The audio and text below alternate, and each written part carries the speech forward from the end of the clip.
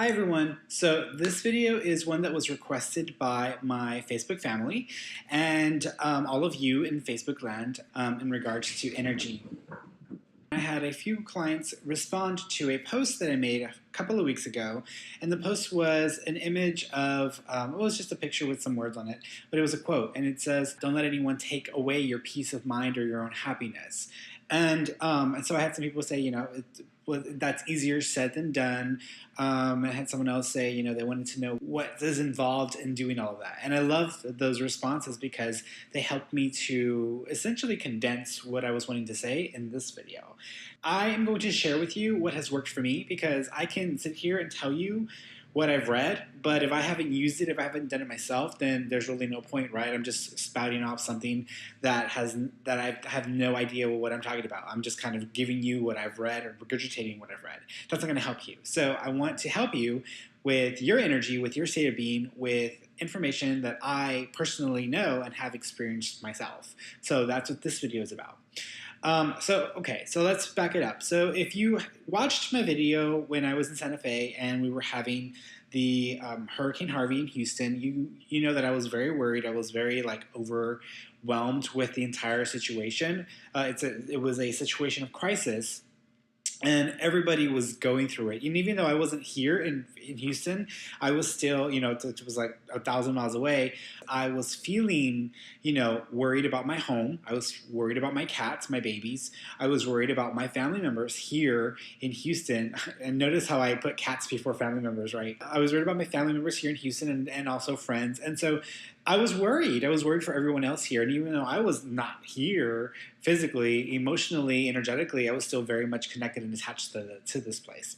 So being there helped a bit because it's so beautiful there and it's easy to get away and mentally check out. It's easy to do that there. But we were subjecting ourselves to the news and subjecting ourselves to all of the Twitter feeds and the Facebook posts, and we were subjecting ourselves to all the information that was essentially hyping up and making everything sound like it was the worst case scenario, the end of the world. That's partly my fault because I knew what I was doing when I did that. So, and I needed to be informed, and I needed to stay informed because I needed to know what was happening here. So even though I did limit the amount of interaction that I had with the information coming out of Houston, nonetheless, I was still wanting to be in the know because it did affect me. And so one thing that I want to tell you is that even though people out there are talking about being positive, how you need to take responsibility for your energy, your state of mind, you need to learn to overcome, issues and not let anybody bring you down.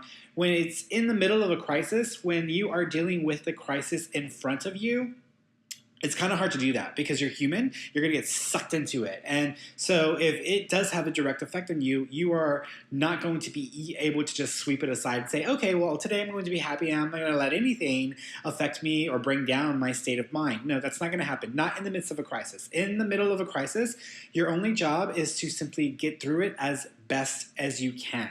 Some people in crisis, they freak out and they just become a bigger problem than the actual crisis itself. They add to the issue. Some people react calmly. They go into a state of action mode and they know what they need to do in order to counteract the issue. Some people shut down and they just don't know what to do because they're in such a state of shock. So everyone handles crises different. Crisis is different. But your job is just simply to, if there is a crisis, if there's a situation at hand and it's all encompassing and you're going to get sucked into it, just deal with it as best you can. And don't worry about your energy being too high, too low. Now, if you have moments of a break where you can breathe and you can just, okay, it's going to be fine, and just talk yourself into a state of calm and relaxation and peace. If you can have those moments in the midst of a crisis, by all means, please do that. But when you're in the crisis, just do the best that you can. So in the midst of a crisis, when it was happening, I did the best that I could. And I did have moments of peace. I did have moments of relaxation. I did have moments where I was able to meditate. I actually made an amazing meditation video while I was up there. We went hiking. I was able to, cook and, all of that stuff. Although most of our plans went out the window because we were so enraptured with everything that was happening here, we did the best that we could. What I'm going to share with you today is not about how to deal with things in the midst of a crisis. It's what happens after the crisis, what happens after the event has occurred and you're stuck with the aftermath. You're stuck with the remnants. You're stuck with all of the debris in your life. So I'm going to use an example from my own life. I'm going to use an experience that I went through many years ago, and I'm going to show you how I coped and went through it. That way, hopefully, you can apply some of these tools to your situation, and I would hope that it would benefit you. So many years ago, 10 plus years ago, I got out of a very serious relationship. I spent years and years in this relationship trying to make the best of it, trying to make it work, built a life with someone, and then it just collapsed. As the relationship collapsed, I lost everything. I lost my apartment. I lost, my furnishings. I lost all this stuff in the process. And I walked away with just a few boxes. And I don't mean like 20, 30 boxes. I mean like 4 or 5 boxes. And these are like small boxes. These are not like big boxes. So 4 or 5 boxes and my car and my laptop. And that was it, my bedding. And so I had no place to go. I was essentially homeless, and my mom offered to have me crash at her place for a while. Now, she lived in a 1-bedroom apartment, so she didn't have any extra bedrooms, but I crashed on her living room floor. So I turned her living room, because at the time she didn't even have a living room furniture set. She just had like an open room. So I just made a little I looked like a shanty town for me, because I made my own little. I made a bed out of my sheets and blankets, bedding, and then I had my boxes kind of against the wall. And so if you walked into the room, you would just see these like 4 or 5 boxes, and then this little corner where there's some bedding on the floor and my laptop. Essentially, that was it. That was my life, and a pile of clothes. So I felt like a complete loser. I felt like I was a failure. I felt like I lost everything. I felt as if here I am a complete fool. I spent years telling people that this relationship was going to work, that I was going to make it work, that this was the love of my life, and look how stupid I am now. And I felt as if I was like all that I'd worked towards in my life, everything that I had tried to achieve for myself, I felt like I lost it in a very short period of time. So that's all I had left. And in that moment, I could either go into like a complete deep down, like hardcore depression, which would probably take months and months to overcome, or I could, try to make the best of the situation and elevate my energy and just know that this is only temporary and this is only going to last for a short period of time. And that's what I did. Now, granted, when the relationship ended, I was depressed. I was sad for a couple of days. I didn't let myself soak for days and weeks and months. I didn't do that to myself, because that served me no purpose. It was when a relationship ends, when your heart is broken, it's not going to heal overnight. It's going to take days, months, weeks, years in some cases to get over something or someone and to move forward. And so for me, I knew that my recovery, my healing process was going to take a lot longer than just a few days, a few weeks. So I just decided, I'm going to give myself a couple of days to just feel like absolute shit. And then after that, I'm going to start picking myself back up and just making the best out of my situation. So after a couple of days of feeling crappy, I started to make peace with my situation, and I came to a place of acceptance. And that's key number 1, is coming to a place of acceptance and knowing that doesn't matter what's happening in this moment. It is temporary. It is what it is. There's nothing you can do in the moment to change it. If you do have the ability to change it, then change it by all means. I didn't. I had to just deal with what was handed to me. So I had to accept what was and to make peace with it. And that was my first step. My second step was, okay, this is where I'm at right now. This is where I'm going to have to be for a while. What am I going to be working towards? What do I want for myself? What do I desire for myself? And at that time, even though I'd lost everything and I felt like a complete failure, I still had myself. I still had my work. I still had a car, and in some people's cases, I know you don't have a car. But I still had some things to hold on to make me feel like not everything was completely lost. But even if I did, I knew that you have to work towards something. You have to plan ahead and work towards something. And I had to give myself an opportunity to have a grander vision for myself. My vision for myself was not to lay on my mother's living room floor and just sleep there and then just, that's it. No, my vision for myself was, okay, this is temporary. I'm only going to be here for a short period of time. what do I need to start doing to work towards my vision, towards the vision of myself that I have? And for me, it was, okay, I want to have my own apartment. Okay, I want to have my own space. I want to have this. I want to do that. And so there were some things I wanted to experience. There were some things I wanted to have. And so I began to plan for that and come up with an idea of how I could do that. And so it wasn't like coming up with a plan was going to make it miraculously happen. It was about coming up with a plan and then starting to take steps, small steps, in that direction. And so that was the second key. So first key is acceptance and coming to a state of peace with what's happened. The second step is to have a plan and start working incrementally towards that plan. The third thing was to distract myself from my reality. My reality was I had no home. You know, I was lucky I had my mom and she was there to bail me out, essentially. But I didn't want to stay there. I didn't want to be there. And if you guys know anything about my relationship with my mom drives me crazy. So I didn't want to stay there forever and indefinitely. And so I wanted to distract myself from my circumstances and my situation. And I did that through various ways. I would sometimes spend a few hours watching Star Trek. And I know that sounds crazy to some of you, like, why would Star Trek make me feel better? Well, I'm not saying you should watch Star Trek, but it made me feel better. And the reason why is because I felt such a connection to the series, the series that I used to watch, which was like Star Trek Voyager, Deep Space Nine, The Next Generation. Because in the show, if you've ever watched Star Trek, but in the show, they go through scenarios and they deal with personality issues, they deal with issues of race, they deal with issues of morality. And those are questions that I have asked myself many a times over the years. So this show reminded me of myself. I could see myself in this show, in this series.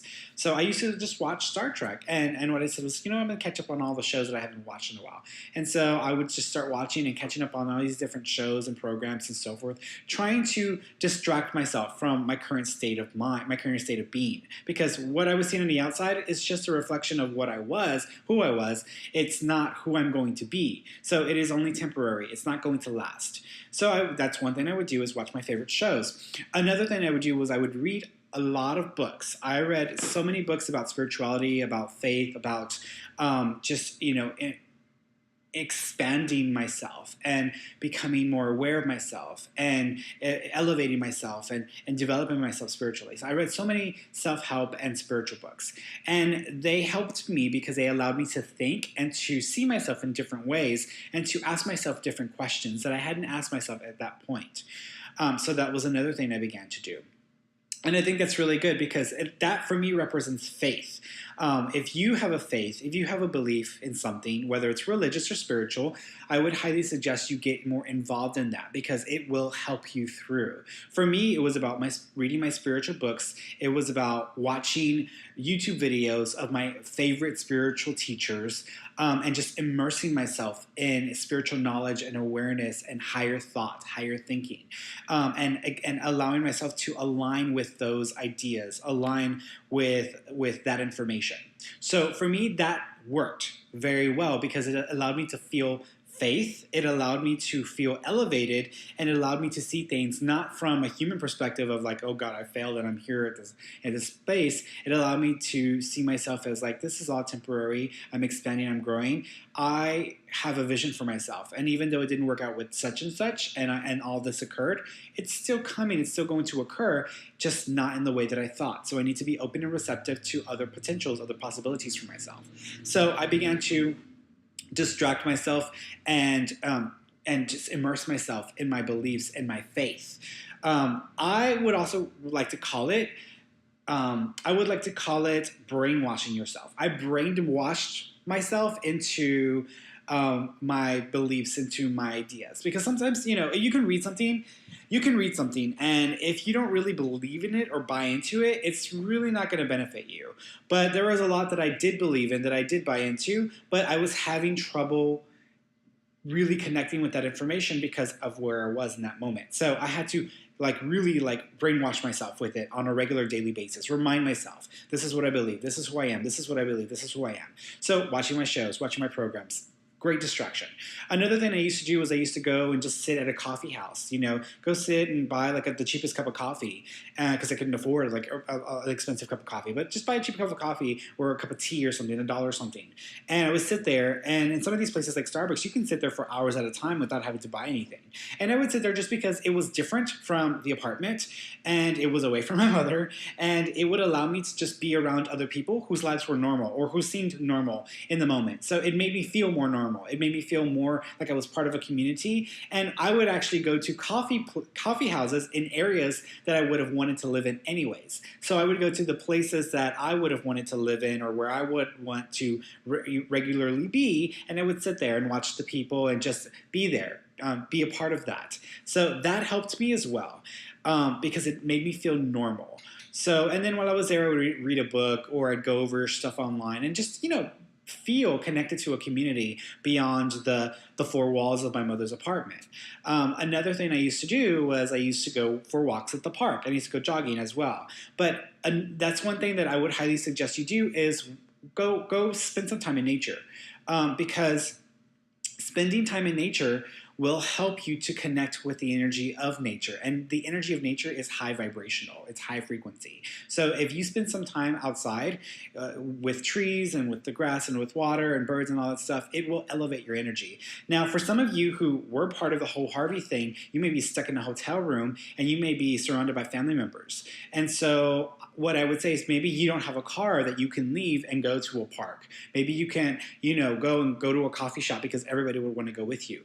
But I have to tell you, you have to make this a priority because if you blame everybody else around you for you feeling the way that you do, if you start to look at everybody else, like you're responsible for me feeling that way, you're responsible for me feeling that way, then you are giving away too much of your power and you're not going to rise above the occasion. You're not going to rise above the energy you're stuck in. So you're going to have to take responsibility for what you're feeling on an ongoing, regular basis so that you can start to see change. So I would highly suggest that you go. Take 5 minutes, take 10 minutes, take half an hour, go for a walk, if there's a nearby park, look online, go for a walk, charge your phone up, go listen to some inspirational music, inspirational information on your phone, and just go and get out of the space and help yourself to feel different than just being stuck there surrounded by people who are going to affect you in a way that isn't beneficial for you and for you to just continue to remind yourself that you're stuck in this situation. So I would highly suggest that because that really helped me. And so the energy of nature is very high frequency. I used to go and spend hours at the park. I would go and take a book and just spend a couple of hours there, feeling connected to nature and also feeling connected to everybody else in the areas that I preferred. So those are just some of the things that I did. I watched a lot of comedy shows as well because humor is a really great way to elevate energy and bring your energy up. So humor is a great way to start that as well. So the last thing I'm going to recommend, and actually part of the distraction thing is using your nostalgia. Nostalgia is a powerful tool. If you, when you were younger, you had your favorite music, you had your favorite shows, and every time you saw those shows, it takes you, every time you see those shows, it takes you back to that time when you were in a place where you were in a good place in your life. Or if you hear songs that you used to listen to when you were younger and it takes you back to a good place in your life. Use nostalgia as a tool to get you back to a state of being that you feel comfortable with and that you feel good with. When I was younger, my mom used to watch MASH on TV. It would come on TV, and I'd be in my room, and I could hear the beginning of the show. Now, I never really watched MASH myself, but she would watch TV, and it would come on, and I could remember hearing that. So now every time I hear it, it takes me back to that moment when I would hear that and how everything was fine. My mom was in charge, and things were good in our lives, and we actually got along pretty well.